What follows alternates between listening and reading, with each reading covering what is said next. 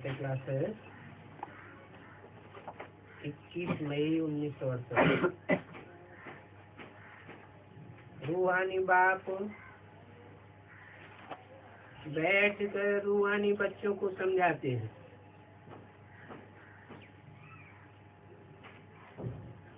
इसको कहा जाता है रूहानी ज्ञान व स्पिरिचुअल नॉलेज। स्पिरिचुअल नॉलेज सिवाय सुप्रीम स्पिरिट की और कोई सुनाई नहीं सकता।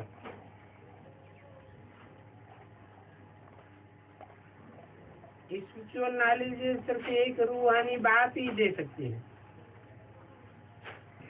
और कोई भी मनुष्य मात्र में रूहानी नॉलेज होती नहीं।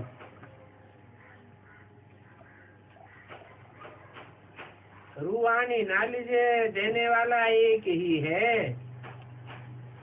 जिसको ज्ञान सागर कहा जाता है। हर एक मनुष्य में अपनी अपनी खूबी होती है।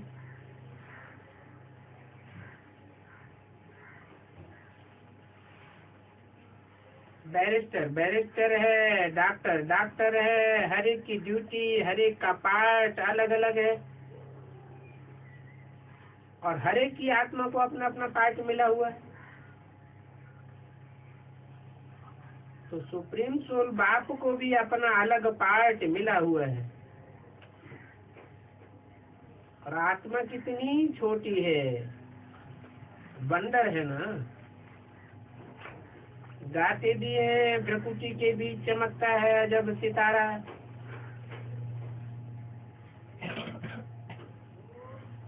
ये भी गाया जाता है, निराकार आत्मा का शरीर ये तख्त है। आत्मा बहुत छोटी सी बिंदी है और सभी आत्मा एक तख्त है।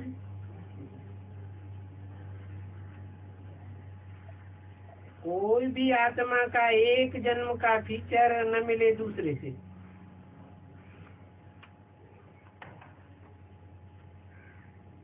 एक जन्म का पार्ट न मिले दूसरे से। किसको भी पता नहीं है कि हम पास्ट में क्या थे।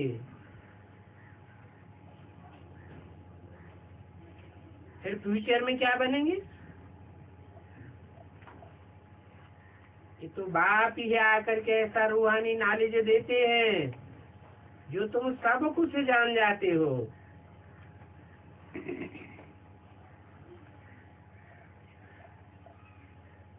बाप बैठकर संगम पर समझाते हैं। सवेरे को तुम बच्चे आदि की यात्रा में बैठते हो तो बुझी हुई आत्मा प्रज्वलित तो हो जाती है,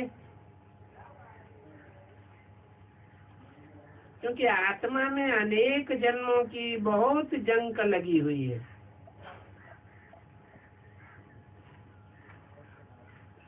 देह अभिमान से नजदीक आने की जंक है। आत्मा का तो परिचय था ही नहीं।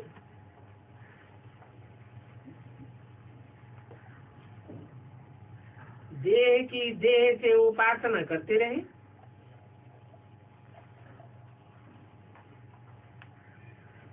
तो बाप आकर आत्मा की सारी जंक निकालते हैं सुनार के मुआफिक।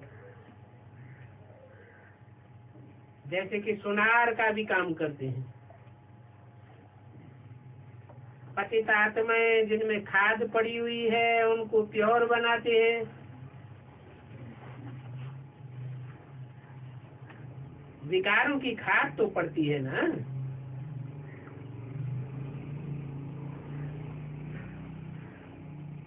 चांदी की खाद पड़ती है कौन से युग में? त्रेता युग में। तांबा की खाद द्वापर युग में। और लोहे जैसी आत्माओं का संग का रंग लगता है कलयुग में।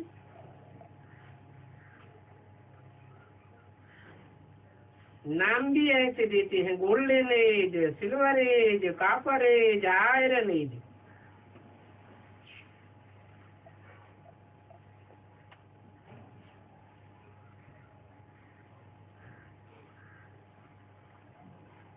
सतो प्रधान, सतो रजो तमो,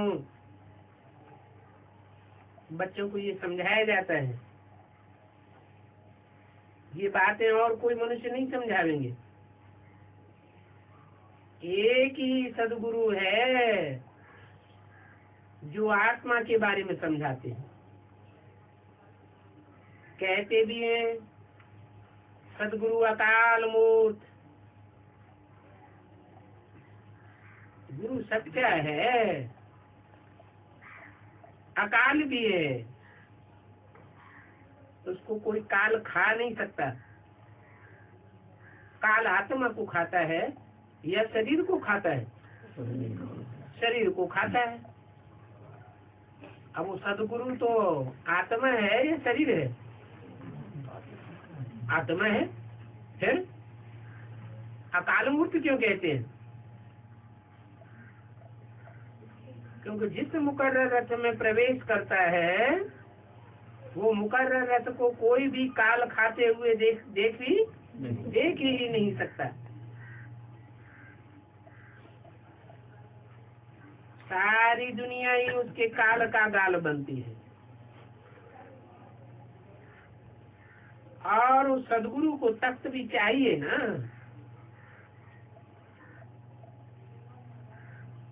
जैसे तुम आत्मा का अपना अपना तख्त है तो उनको भी अपना तख्त लेना पड़ता है।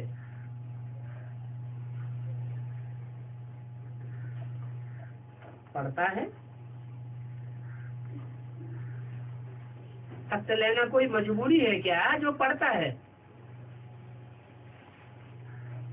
कहते हैं मैं कौन सा तख्त लेता हूँ?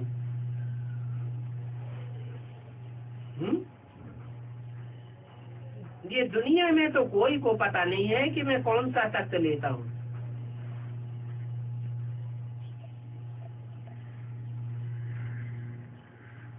वो दुनिया वाले बड़े बड़े विद्वान पंडित आचार्य तो नीति नीति करते चले आए, कहते आए हम उसके आदि मध्य अंत को नहीं जानते।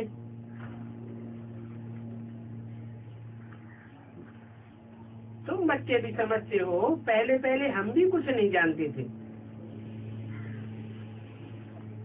कुछ नहीं जानते थे अर्थात बेसमझ कहा जाता।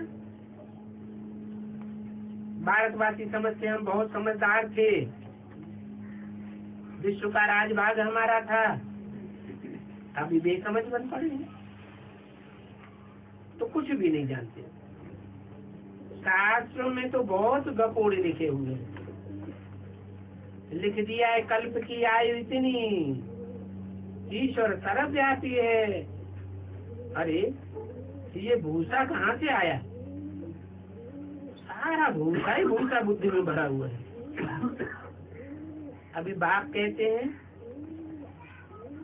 ये शास्त्र भले कुछ भी पढ़े हो, अभी तो ये सभी भूल जाओ, सिर्फ एक बाप को याद करो। अपने घरगस्त व्यवहार में भी भल रहो। सन्यासियों के जो फॉलोअर्स होते हैं वो भी अपने अपने घर में रहते हैं ना।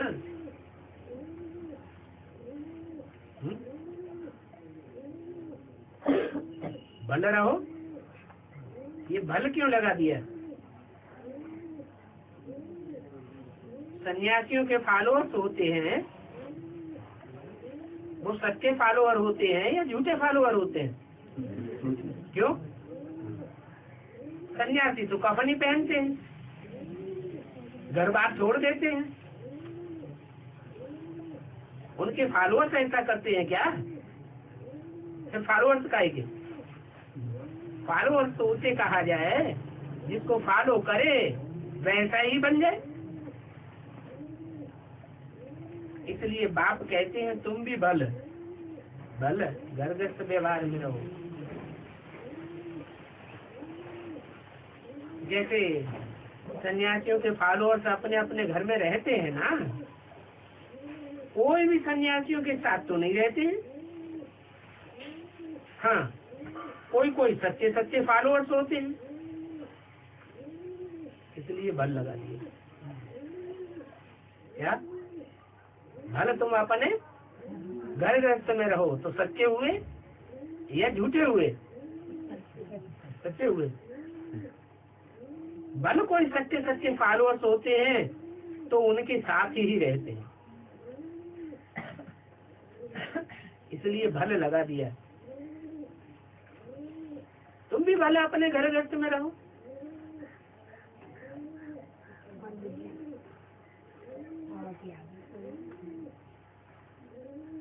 वो कोई सन्यासियों के साथ तो नहीं रहते हैं ना। बाकी तो कोई कहाँ रहते हैं, कोई कहाँ रहते हैं, तो ये सब बाप बैठ समझाते हैं। क्या बात? चाहे दुनियावी सन्यासी हो, गुरु लोग हो, और चाहे यहाँ ये सच्चा सदगुरु हो, फॉलोअर्स तो दो तरह के होते हैं। एक तो सच्चे फॉलोअर्स और दूसरे झूठे फॉलोअर्स। झूठे फॉलोअर्स कहते हैं हम महात्मा जी के फॉलोअर हैं, परंतु रहते घर गृहस्थ में हैं, तो झूठे हुए या सच्चे हुए? और जो सच्चे फॉलोअर होते हैं वो महात्मा जी कफनी पहने हैं तो वो भी सब छोड़ छाड़ करके कफनी पहन लेते हैं। इसको कहा जाता है ज्ञान की डांस। इसलिए भल शब्द लगा लिया। भल तुम अपने घर गृहस्थ में रहो। हाँ, योग तो साइलेंस का है, ज्ञान की ये डांस होती है। योग में तो बिल्कुल शांत रहना होता है, डेड साइलेंस। परंतु इसका अर्थ भी कोई कुछ जानते नहीं है, बाप आकर के समझाते हैं। सन्यासी लोग साइलेंस के लिए जंगल में जाते हैं, परंतु वहाँ उनको शांति थोड़ी मिल सकती है। शांति कहाँ है? शांति तो अपने गले का हार है। अपन को आत्मा समझो और बाप को याद करो। मैं आत्मा, शांत स्वरूप, शांति देश की रहने वाली। शांति आ गई तो कहते हैं शांति गले का हार, जब चाहो पहनो और जब चाहो उतार दो। एक कहानी भी है, रानी का हार गले में पड़ा हुआ था और ढूंढती थी बाहर। तो ये मिसाल है शांति के लिए। बाप इस समय जो भी बातें समझाते हैं वो दृष्टांत फिर भक्ति मार्ग में चले आते हैं। आप इस समय पुरानी दुनिया को बदल करके नया बनाते, तमो प्रधान से सतो प्रधान बनाते हैं। नहीं तो तमो प्रधान दुनिया को सतो प्रधान कौन बनावे? जो खुद एवर प्योर हो वो ही बना सकता है। जो सदा ही सदैव सतो प्रधान हो वो ही सतो प्रधान दुनिया बना सकता है।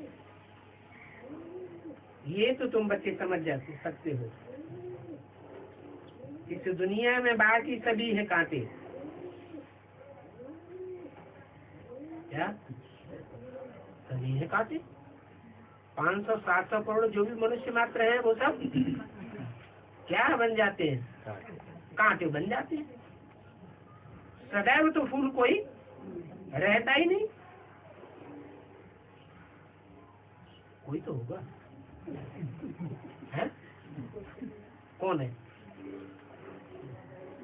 एक शिव बाबा है। एक शिव बाबा इस सृष्टि पर ऐसा है जो कभी भी कांटा नहीं बनता। बाकी तो ये कांटों का जंगल है, कोस घर है। सन्यासी भी तमो प्रधान हो गए। ये दुनिया ही तमो प्रधान बन पड़ी है, पतित बन पड़ी है। क्यों दुनिया तमो प्रधान पतित क्यों बन पड़ी है? क्योंकि सबका जन्म पतितपने से पैदा होता है, पैदाइश होती है। पैदाइश ही कैसी होती है? पैदाइश ही विख की पैदाइश है, पतितपने की पैदाइश है। तो जिसकी पैदाइश ही पतितपने से होगी उसका सारा जीवन कैसा होगा? पतित ही होगा। और हम ब्राह्मण बच्चे हैं? अरे हम ब्राह्मण बच्चे तो मुख से पैदा होते हैं, हम कोई पतित इंद्रियों से पैदा, हम कोई भ्रष्ट इंद्रियों से हमारी पैदाइश नहीं है।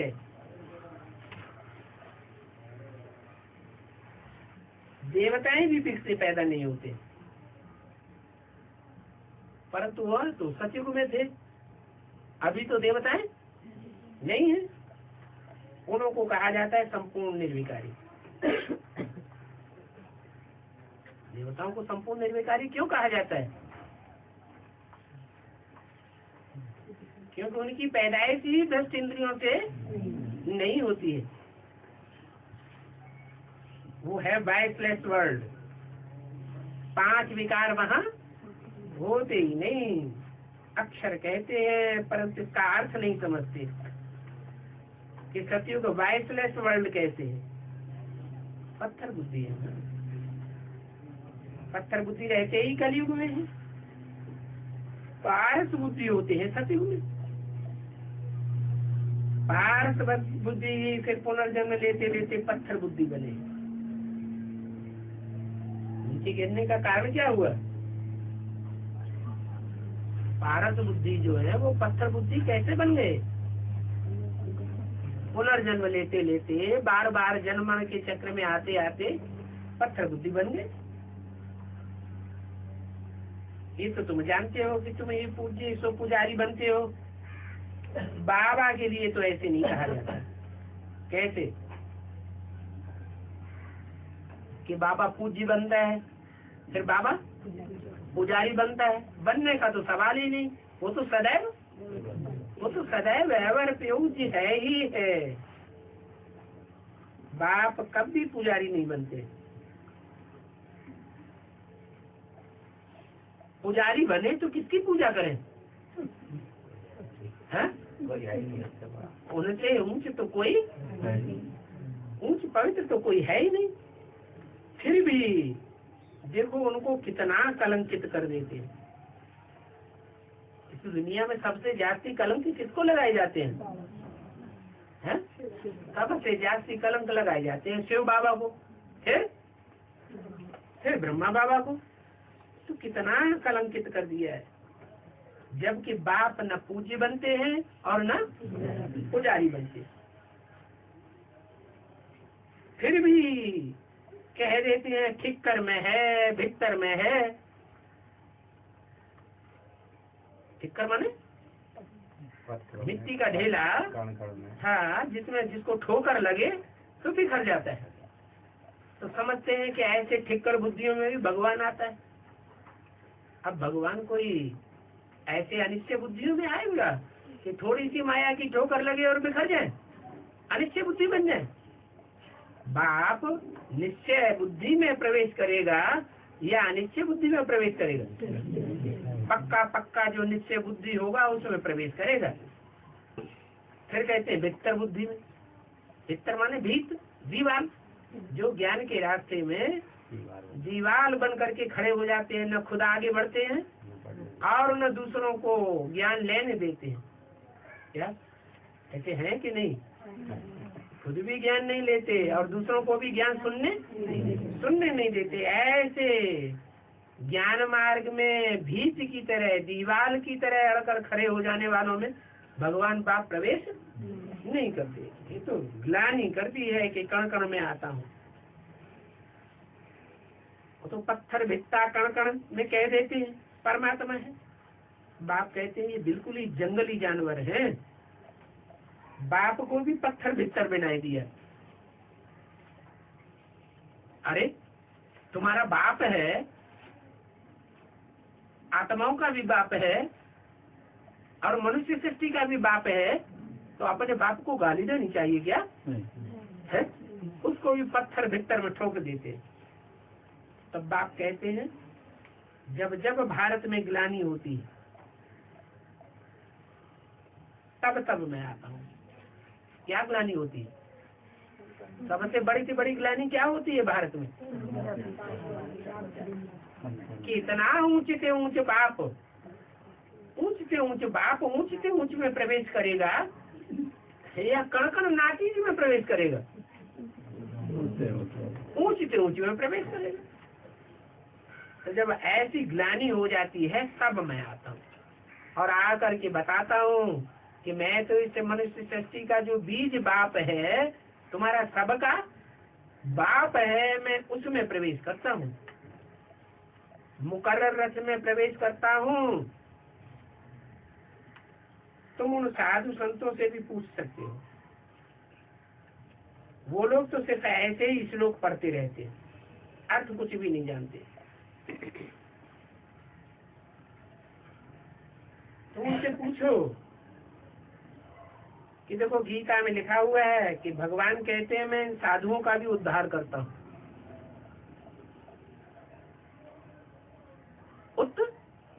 हर ऊपर हरण करके ले जाता हूँ, ऊंची स्टेज में ले जाता हूँ। तो साधु भी कहाँ पड़े हुए हैं? नीची स्टेज में पड़े हैं या ऊंची स्टेज में पड़े हैं? जरूर नीची स्टेज में है।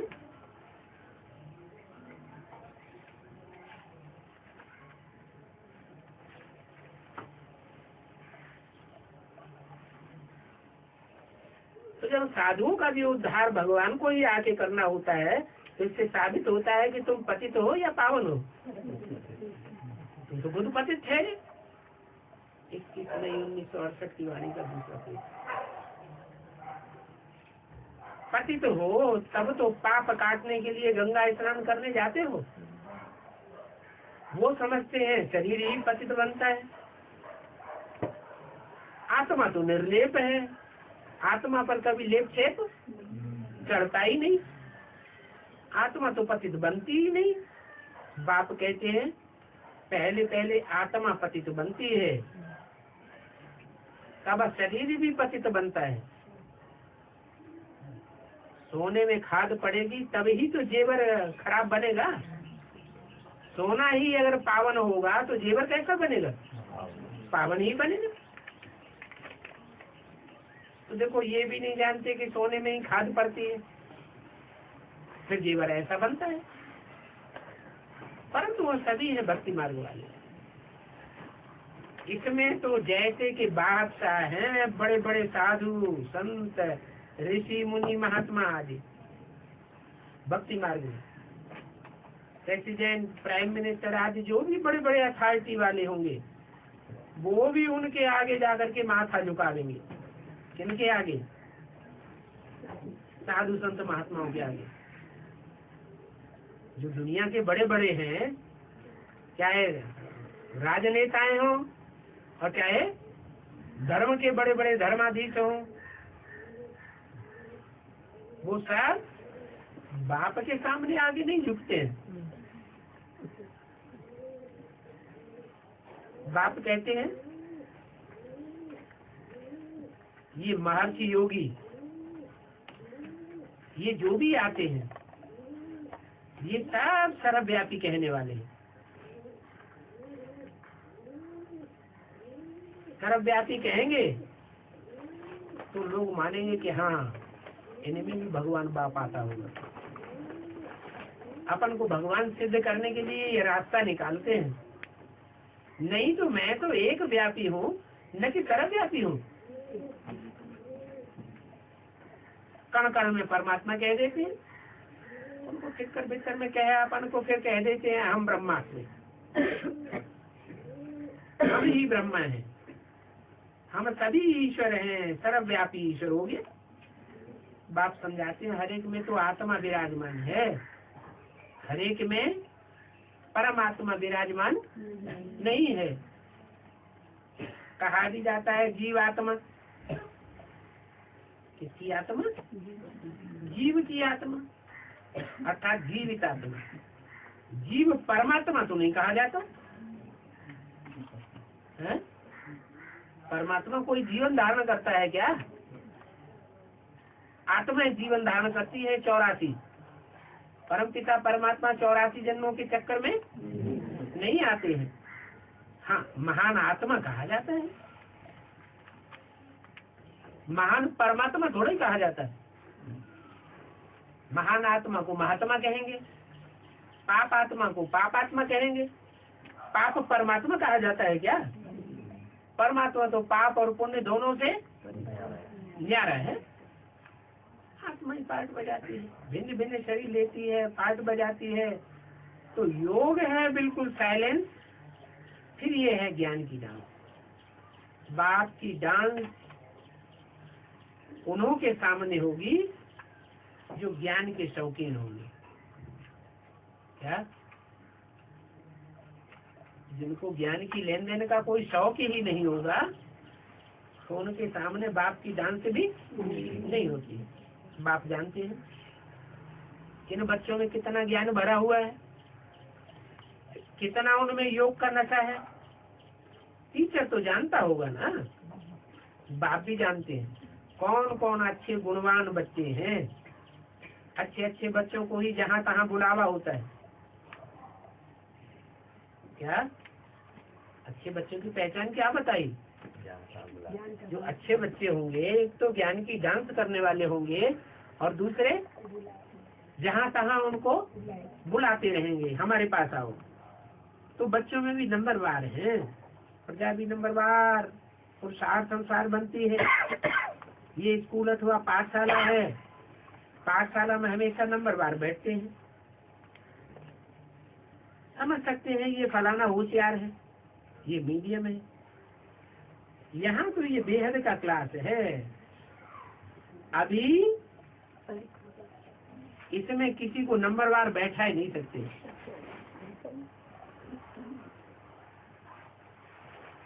बाबा जानते हैं हमारे सामने कौन कौन इडियट भी बैठे हुए हैं। अरे जिनमें कुछ भी ज्ञान नहीं है, सिर्फ भावना बैठी हुई है। बाकी तो न योग है और न ज्ञान है। ये निश्चय है कि बाबा आया हुआ है, उनसे हमको बरसा लेना है। अब बरसा तो सभी को मिलना है। कौन सा बरसा मिलना है? सुख और शांति का बरसा तो प्रजा वर्ग को भी मिलेगा। सत्युग में जो प्रजा वर्ग के लोग होंगे, चाहे फर्स्ट क्लास प्रजा हो, सेकंड क्लास हो, थर्ड क्लास प्रजा हो, साहूकार प्रजा हो, उनको भी सुख शांति तो मिलेगी। ये कोई बड़ी बात थोड़ी हुई। बाप तो आए हैं राजयोग सिखाने। क्या? राजयोग सीख करके तुम तो राजा बनते हो। तो ये निश्चय पैदा हो जाना कि बाबा आया हुआ है, उनसे हमको सुख शांति का वर्षा लेना है, ये कोई बड़ी बात नहीं है। क्योंकि वर्षा तो सभी को मिलता है। नई दुनिया में जो भी जाएंगे, चाहे प्रजा वर्ग के हो, चाहे राजवर्ग राजघराने के हो, वर्षा तो सभी को मिलता है। ये पीस प्राइज तो बाप आकर सभी को देते ही हैं। जो राय देते हैं, माथा मारते हैं, उनको प्राइज मिल जाती है। अभी तुम जानते हो विश्व में सच्ची सच्ची शांति श्रीमत पर कल पहले स्थापन हुई थी। वो ही सच्ची शांति अभी तुम स्थापन कर रहे हो। वो लोग तो वर्ल्ड पीस के लिए कितनी काम सेंस आदि करते रहते हैं कि दुनिया में शांति कैसे हो। बाप कहते हैं उनसे पूछो तो सही, हिस्ट्री में कभी विश्व में शांति हुई थी? तो क्या जवाब देंगे? हिस्ट्री में तो कभी कोई ऐसा टाइम हुआ नहीं कि सारे विश्व में शांति स्थापन हो गई हो। कब किसी ने सुनी कि सारे विश्व में शांति स्थापन हुई थी? रामराज जी जो कहते हैं वो हिस्ट्री की बात नहीं है, वो तो पुराणों में कथाएं आई है। हिस्ट्री तो उसको कहा जाता है जिसकी किसी तारीख मिलती हो, प्रूफ सहित। तो उनसे पूछना पड़े तुम किस प्रकार की शांति मांगते हो, वो शांति कब थी? तुम प्रश्न पूछ सकते हो, क्योंकि तुम तो जानते हो। जो प्रश्न पूछे और खुदा नहीं जानता हो तो उनको क्या कहेंगे? तुम अखबारों द्वारा पूछो कि किस प्रकार की शांति मांगते हो।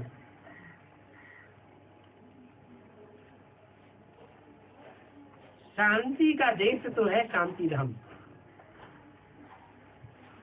और दूसरा सुखधाम। तो उनको बताना पड़े कि शांति धाम को याद करो और सुखधाम को याद करो। सृष्टि का चक्र कैसे पूरा होता है सो आकर समझो। ज्ञान न होने के कारण शास्त्रों आदि में कितने गपोड़े लगाए गए।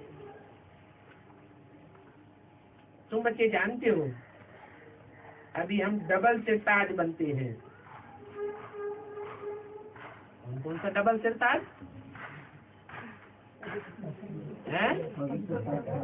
एक तो पवित्रता का ताज होगा और दूसरा और दूसरा होगा नई विश्व की संभालने की जिम्मेवारी का भी एक स्थूल ताज भी होगा।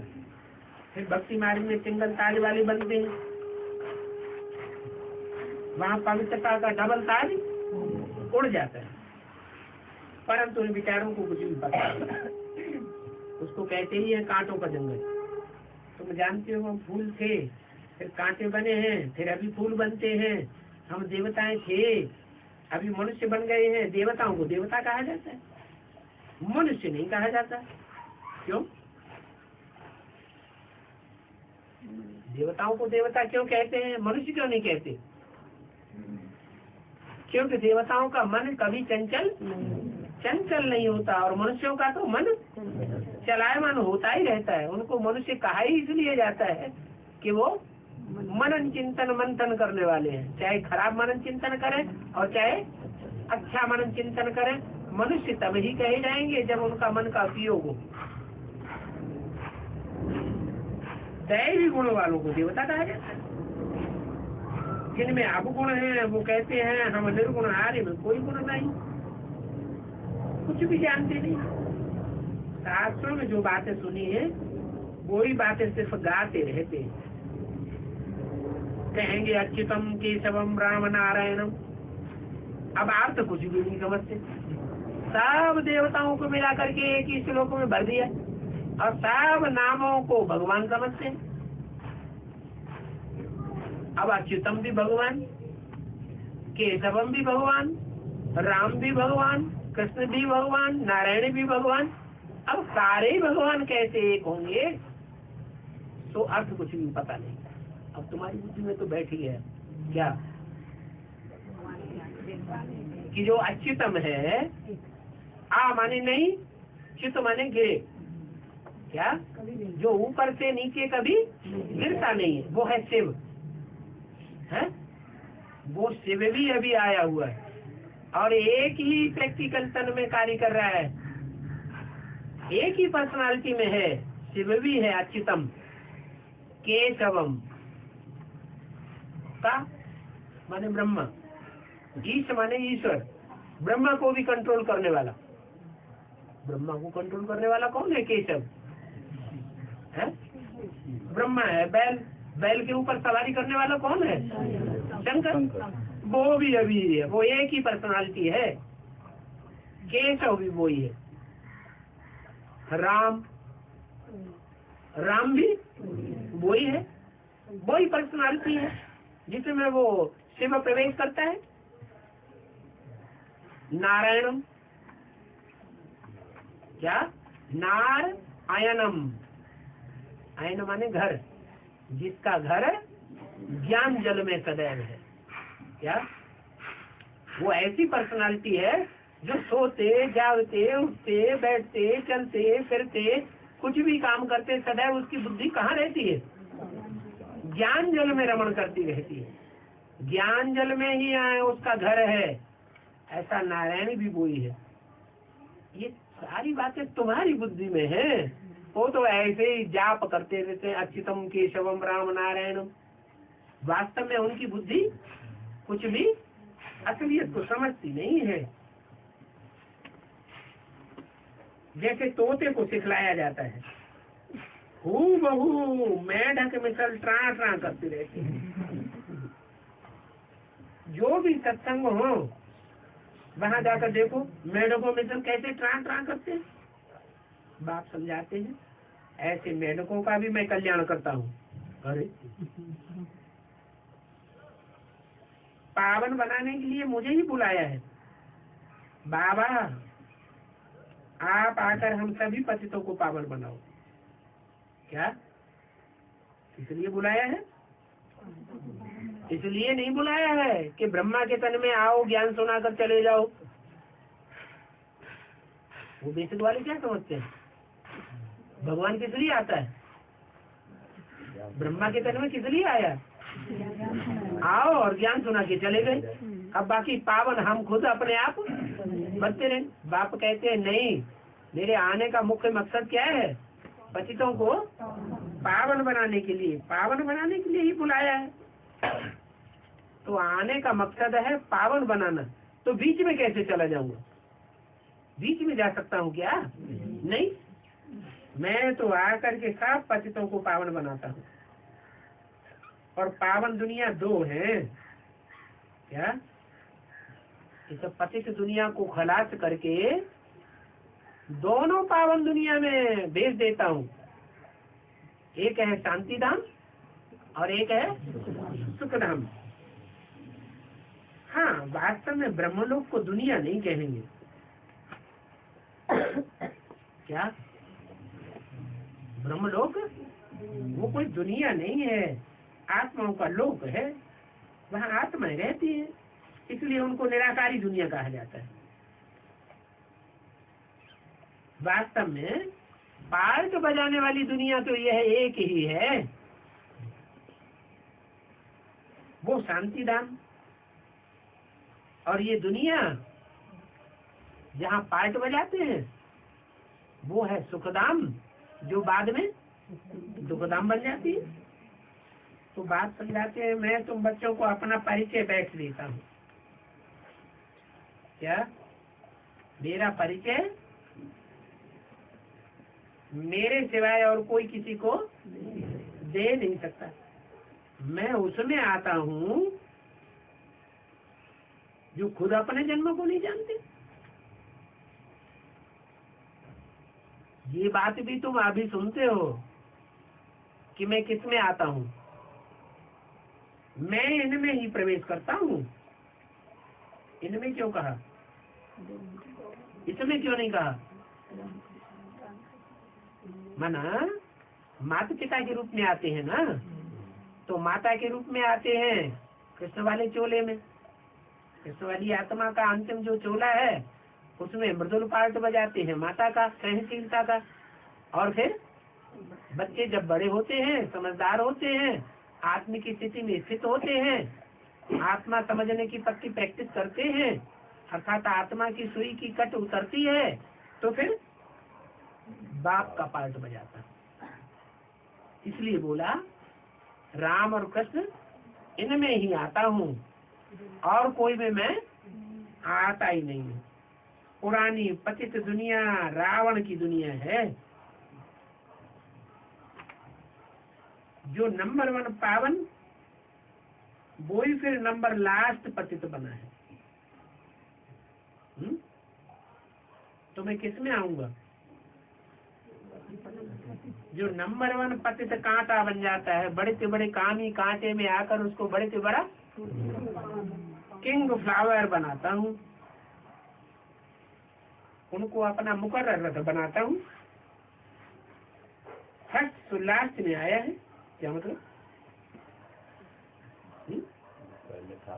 यज्ञ के आदि में जो पहले था, जिसमें मैं पहले आया था, ब्रह्मा बाबा के साक्षात्कारों का अर्थ समझाया था, उसी फर्स्ट आत्मा में मैं फिर से अभी लास्ट में आया हूँ।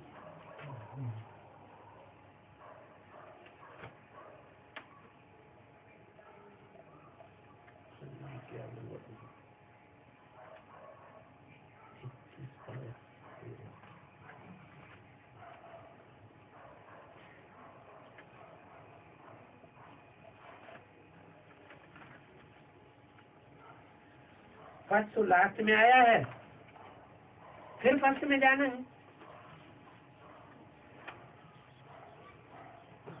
चित्र में भी समझाया है। ब्रह्मा द्वारा आदि सनातन देवी देवता धर्म की रचना रचता हूँ। किसके द्वारा? ब्रह्मा द्वारा। फिर ब्रह्मा ने तो शरीर छोड़ दिया, तो द्वारा ही खत्म हो गया। फिर ये वाक्य तो झूठा हो गया है? कि ब्रह्मा द्वारा मैं आदि सनातन देवी देवता धर्म की रचना रचता हूँ। रचना तो रची नहीं रची, नहीं रची है तो रची नहीं। ब्रह्मा एक नहीं है, ब्रह्मा तो 5 हैं, लेकिन जो आदि ब्रह्मा है वो फिर प्रजापिता है। प्रजापिता भी क्या है? ब्रह्मा है। और फिर प्रजापिता के साथ जो प्रजा माता है वो भी ब्रह्मा है। ऐसे तो नहीं कहते मैं देवी देवता धर्म में आता हूँ। क्या मैं देवी देवता धर्म वाले में नहीं आता हूँ जो देवी देवता धर्म का हो। अभी आज की दुनिया में कोई भी मनुष्य मात्र भारतवर्ष में देवी देवता धर्म का है, और हो भी तो भी उनको पतित कहेंगे या पावन कहेंगे? देवता धर्म की आज इस दुनिया में है या नहीं है? है तभी तो कहा गया कि प्रायः लोप होता है देवता धर्म। प्रायः लोप माने पूरा लोप नहीं होता है, कुछ न कुछ रह जाता है। ऐसे ऐसे परिवार आज भी भारतवर्ष में हैं जिनका एक मुखिया होता है? जैसे नई दुनिया में एक धर्म, एक राज्य, एक सत्ता, एक भाषा होती है, ऐसे पूरे परिवार में एक ही भाषा बोलने वाले होते हैं, लेकिन वो परिवार रेयर हैं। लेकिन मैं उनमें नहीं आता हूँ। क्या देवी देवता धर्म सनातन धर्म वाले में नहीं आता हूँ। मैं किस में आता हूँ? जिस शरीर में आकर बैठता हूँ वो फिर पतित से पतित तन कहा जाता है। वो ही फिर नारायण बनते हैं। विष्णु कोई और नहीं है। लक्ष्मी नारायण के अथवा राधे कृष्ण की जोड़ी कहो, चाहे वो संगमयुगी लक्ष्मी नारायण हो और चाहे सतयुगी लक्ष्मी नारायण हो, चाहे वो संगमयुगी राधा कृष्ण हो और चाहे वो सतयुगी राधा कृष्ण हो। दोनों प्रकार के जो जोड़ियां हैं उनका कॉम्बिनेशन है विष्णु। तो विष्णु कौन है ये तो कोई नहीं जानते तुम्हारी सिवाय। बाप कहते हैं मैं तुमको सभी वेदों शास्त्रों चित्रों आदि का राज समझाता हूँ। मैं जिसमें प्रवेश करता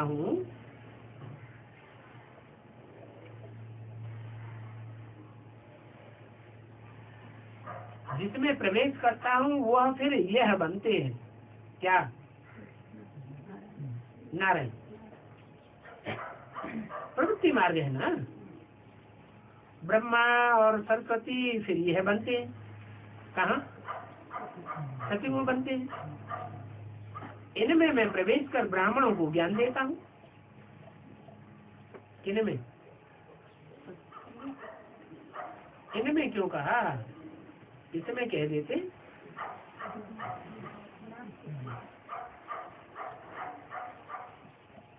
इनमें प्रवेश करके मैं ज्ञान देता हूँ। प्रवृत्ति मार्ग, अभी बोला ना, प्रवृत्ति मार्ग है ना। ब्रह्मा और सरस्वती फिर यह बनते हैं। क्या बनते हैं? ब्रह्मा और सरस्वती यह बनते हैं। क्या बनते हैं?